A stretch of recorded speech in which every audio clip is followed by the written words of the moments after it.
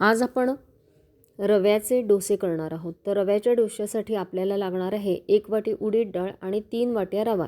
रवा चांगला निवडून घ्यायचा आणि एकदा पाणी काढून टाकायचं आणि त्यानंतर तो भिजत ठेवायचा आहे।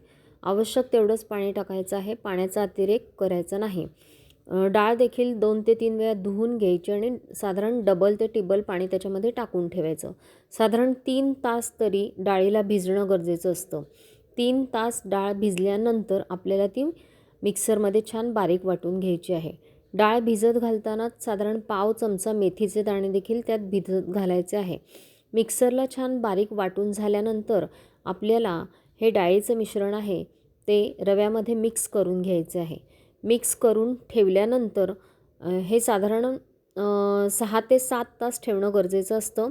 तर हे आपण दुपारी वाटल्यानंतर साधारण रात्री आपण ते झाकून ठेवून द्यायचं आहे आणि आपल्याला हा जो पदार्थ आहे, डोसा जो आहे, तो आपल्याला सकाळी करता येऊ शकतो, कारण की त्याला 7 ते 8 तास होतात आणि फर्मेंटेशन खूप छान होतं।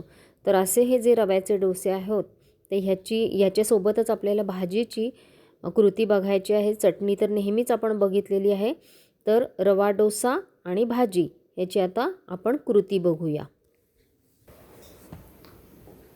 मसाला डोस्याचं आपण जे उडीद डाळ आणि रवा, तर उडीद डाळ वाटून छान मिक्स करून मी रव्यामध्ये घेतली होती, त्यामुळे ते रात्रभर ठेवून आता ते पीठ छान आलेलं आहे। तर आता आपल्याला डोसे करायला घ्यायचे, तर डोस्यांसोबत आपल्याला चटणी आणि भाजी ही दोन्ही करायचं आहे। तर त्याची जी तयारी आहे, तर त्या तयारीमध्ये उकडून घेतलेले बटाटे आहेत, 5 बटाटे आहेत, मध्यम आकाराचे आहे। कुकरला ते लावलेले आहेत। साधारण 6 शिट्ट्यांमध्ये बटाटे शिजतात। तर ते उकडून त्यानंतर त्याच्यावरचं साल काढलेलं आहे आणि ते चिरून घेतलेले आहेत। आता या बटाट्यासाठी आपल्याला आवश्यक कांदा गरजेचा आहे। आता ही भाजी जेव्हा आपण करतो तर ही भाजी कांदा जास्त असलेली छान लागते, त्यामुळे कांदा हा जास्त टाकणं गरजेचं आहे। तर साधारण समान प्रमाणात घेतलं तरी हरकत नाही। बटाटे एवढाच कांदा म्हणजे 4 ते 5 कांदे घ्यायचे। कांद्यांची साईज आहे त्यावरून ते ठरवायचं आहे। मध्यम आकाराचे असतील तर ते 5 घ्या, मोठे असतील तर ते 4 घ्या आणि कांदा हा उभा चिरून घेतलेला आहे। आता आपल्याला चटणीच्या तयारीकडे जायचं आहे। चटणीमध्ये ओलं खोबरं अगदी अर्धा वाटी घेतलेलं आहे, 1 मूठभर कोथिंबीर आहे, 1 ते 2 टेबलस्पून शेंगदाणे आहे, 2 टेबलस्पून पंढरपुरी डाळ आहे, मिरच्या मी भाजी आणि चटणी अशा पद्धतीनं ते घेतलेल्या आहेत, 8-9 मिरच्या, पण त्यातल्या 3 ते 4च मिरच्या चटणीला लागणार आहेत। पुदिना आहे, लिंबू आहे, लिंबू ही मोठा आहे अर्ध, पण आपल्याला आवश्यक लागेल तेवढंच आपण ते पिळून घेणार आहोत आणि भाजीच्या सजावटीसाठी वरून चिरलेली कोथिंबीर आहे। आता आपली ही तयारी सगळी झालेली आहे। आता आपण कृतीकडे वळूया। पहिल्यांदा आपण चटणी करून घेऊया आणि त्यानंतर भाजीची कृती बघूया। मध्यम करून घेऊया, कारण तेल तापलेलं आहे। मोहरी टाकून घेऊया। 1 चमचाभर मी मोहरी टाकलेली आहे। थोडीशी तडतडू द्यायची, त्यानंतर जिरं टाकायचे, 1 अर्धा चमचा जिरं टाकलेलं आहे। फोडणीला हा चमचा एवढा, 1 चमचा अर्ध्यापेक्षा थोडंसं जास्त आहे हिंग, ते टाकलेलं आहे। आता आपल्याला कढीपत्ता टाकून घ्यायचे।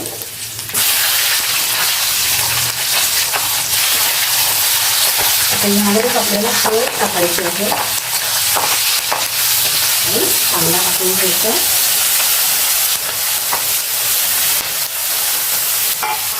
कांद्यावर आपण 1 चमचाभर मीठ टाकणार आहोत।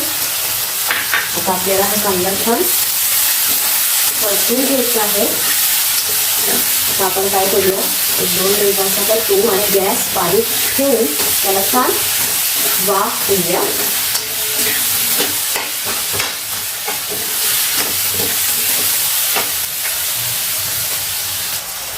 आपण याच्यावरती झाकण ठेवूया आणि गॅस पूर्ण बारीक करूया आणि 5 मिनिटासाठी छान वाफ येऊ द्यायची। पहा, आता आपल्या कांद्याला छान वाफ आलेली असणार आहे। अगदी छान आपण तेलावर वाफ काढून घेतलेली चांगली। याला अजून होण्याची गरज आहे, पण त्यासाठी काय करायचे, थोडासा गॅस मोठा करूया, 1-2 मिनिटं परतूया।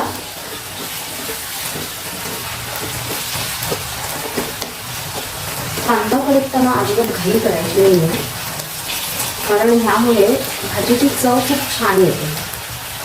आता हा 1-2 मिनटं मी मोठा गॅसवरती ठेवून परतलेला आहे. आता काय करायचं, मी थोडीशी उडीद डाळ घेतलेली आहे, ती मी भिजत नाही ठेवलेली, ही कच्ची आत्ता फक्त धुवून घेतली आहे आणि याच्यामध्ये थोडंसं अर्धा वाटी पाणी घेतलं. आता हे आपल्याला टाकून द्यायचं आहे. आणि उडीद डाळ शिजण्यापुरतं पाणी नाही, तर याच्यामध्ये आपला जो कांदा आहे तो देखील छान मऊ होतो आणि त्या भाजीला ना एक प्रकारचा एकजीवपणा येतो. आता काय करायचं, पुन्हा एकदा 5 मिनिटं आपल्याला गॅस बारीक करून पुन्हा वाफ आणलं छान. पहा, आता आपल्या या कांद्याला छान वाफ आलेली आहे आणि तो पाण्यामुळे थोडासा मऊ देखील झालेला असणार आहे. आपण हा काही लाल करणार नाही आहोत, हा फक्त मऊ करून घेणं खूप गरजेची गोष्ट आहे. आता गॅस थोडासा मोठा करूया आणि आपल्याला फक्त एवढीशीच मी साखर टाकणार आहे. त्याच्यामध्ये अगदी चवीपुरती साखर टाकलेली आहे. आणि आता आपण काय करणार आहोत, हा जो बटाटा आहे आपण त्याच्यामध्ये टाकून घेऊया आणि छान सगळं मिक्स करून घेऊया. तर गॅस मी बारीक करते.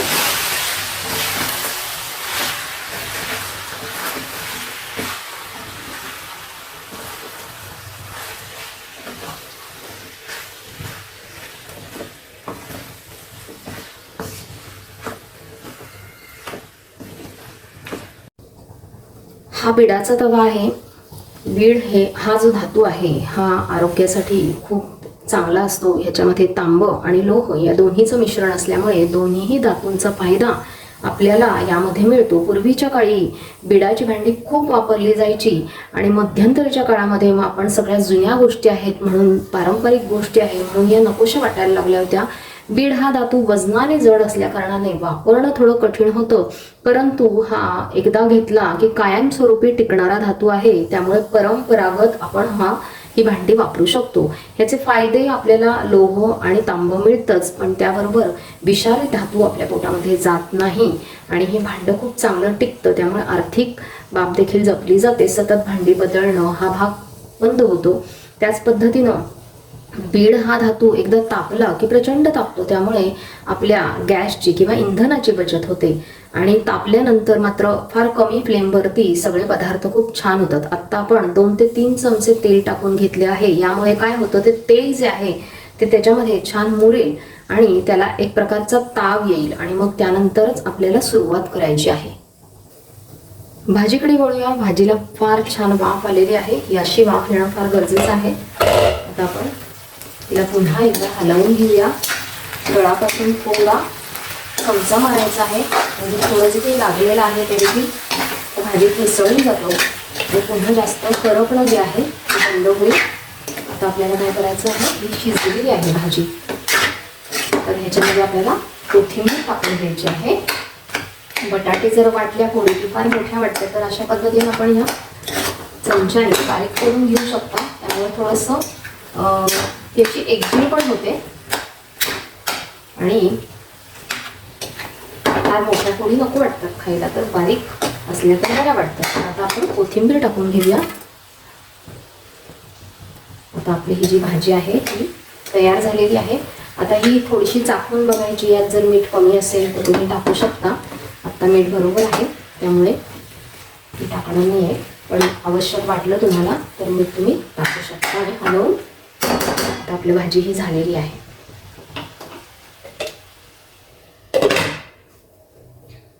हा जो तवा आहे याच्यावरती मी मगाशीच 2 ते 3 चमचे तेल टाकून घेतलं होतं आणि तो मंद गॅसवरती तापवायला ठेवला होता. आता हा छान तापून झालेला आहे, तर आता मी गॅस पूर्ण घालवून टाकलेला आहे. आता काय करायचं आहे, आपल्याला हे जे तेल आहे एक्स्ट्रा हे सगळं पुसून घ्यायचं आहे.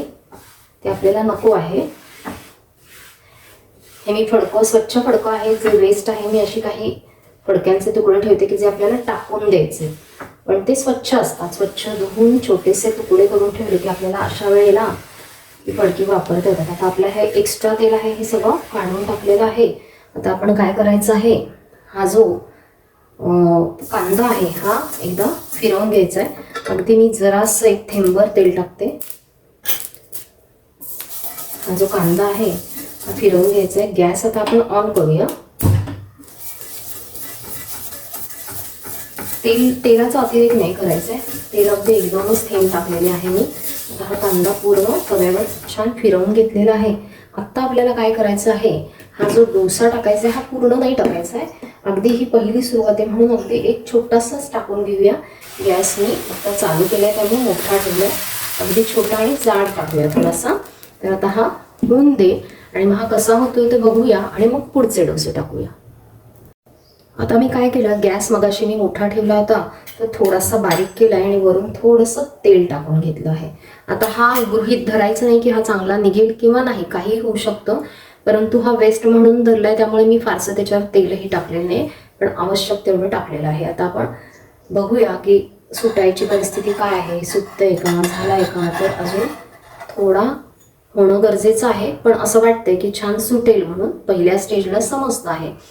तर माझी ही डोसा करायची याच्यावरची पहिलीच वेळ आहे, त्यामुळे तुम्ही अशा पद्धतीनं ग्रीस करून घेतलाय. तर अशा पद्धतीनेच तुम्ही देखील जर केला तर तो व्यवस्थित होऊ शकतो. जेव्हा पहिल्यांदा आपण बिडाचा तवा आणतो त्यावेळेला मात्र पहिलं जे असतं करून घेणं, त्याला एक प्रोसिजर आहे की त्याच्यामध्ये कांदा चिरून तो तेल आणि कांदा त्याच्यावरती तव्यावर टाकायचं, गॅसवर तो तवा तापवायचा, तेल टाकायचं आणि त्याच्यावर उभा चिरलेले 2 ते 3 कांदे चिरून टाकायचे आहेत आणि ते चांगले परतून घ्यायचे आणि मग गॅस बारीक करून ठेवायचा आणि कांदा होऊ द्यायचा आणि अगदी काळा होईस तोपर्यंत तो होऊ द्यायचा आणि मग काळा झाल्यानंतर गॅस घालवून टाकायचा, त्याच्यावर झाकण ठेवायचं आणि तो तसाच तवा रात्रभर ठेवायचा. पुन्हा सकाळी तो कांदा पुन्हा बारीक गॅसवरती करायचा, एखादा कांदा त्याच्यात पुन्हा ॲड करायचा आणि पुन्हा एकदा तो होऊ द्यायचा आणि मग नंतर हे सगळी प्रोसिजर झाल्यावर तो कांदा तसाच ठेवून द्यायचा आणि तो तवा आणि कांदा पूर्ण थंड झालं की मात्र तो कांदा सगळा काढून घ्यायचा आणि मग तवा घासून घ्यायचा आणि मग आपण त्यानंतर तो वापरायला घ्यायचा आहे. अशामुळे काय होतात, जे डोसे किंवा आपण जे घावन वगैरे करणार आहोत ते छान सुटायला सुरुवात होते. त्यामुळे ह्याची पहिली जी प्रोसिजर आहे ही प्रत्येकाने लक्षात ठेवा. त्यानंतर मात्र सुरुवात करताना मी ही प्रोसिजर केलेली आहे. आता आपण बघूया निघतंय का. अरे वा, छान निघालंय. तर त्याचा जो रंग आहे मी हा उलटा करून घेते. हा पहिलाच आहे आणि त्यामुळे मी गॅसही बारीक करून घेतला होता. आता आपण दुसरा डोसा टाकायला घेऊया.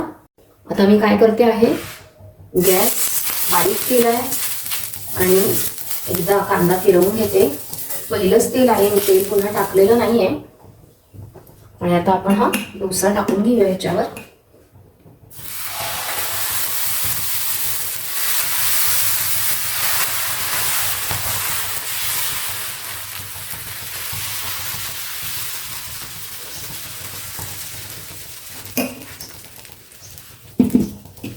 आता एक 2 ते 3 मिनिटांनंतर ह्याच्यावर आपल्याला थोडं तेल आणि बटर टाकायचं, पण लगेचच टाकायचं नाही. पहिल्या स्टेजला हा छान होऊ द्यायचा, खालच्या बाजूने होत आल्यानंतरच मग टाकायचं आपल्याला. गॅस मी बारीक करून घेतलेला आहे आणि बटर छान लावून घेऊया वरच्या बाजूने. नंतर जरा डोसा थोडा झाला ना की गॅस बारीक केला ना की छान होतो डोसा, रंगही छान येतो त्याचा आणि तो करपत नाही. हा जो तवा असतो तो खूप तापतो, त्यामुळे लक्ष द्यायचं की तो करपणार नाही ह्याची. आणि रंगाची शेड बघायची, बरोबर आली असेल तर लगेचच तो काढायला घ्यायचा आहे. तर आपल्याला ही बरोबर आपली शेड आपण काढून घेऊया. हा तुम्हाला समजेल की कसा झाला आहे डोसा. अशा रीतीनं आपण रव्याचा डोसा कसा करायचा ते देखील बिडाचा तवा वापरून कसा करायचा हे या व्हिडिओमध्ये बघितलंच. सोबत ह्याच्यासोबत जे असते उकडलेल्या बटाट्याची भाजी, ती कशी लज्जतदार बनवता येते ते देखील आपल्याला हा व्हिडिओ बघून समजलंच असेल. तर पुन्हा एकदा भेटूया नवीन व्हिडिओमध्ये. तोपर्यंत धन्यवाद.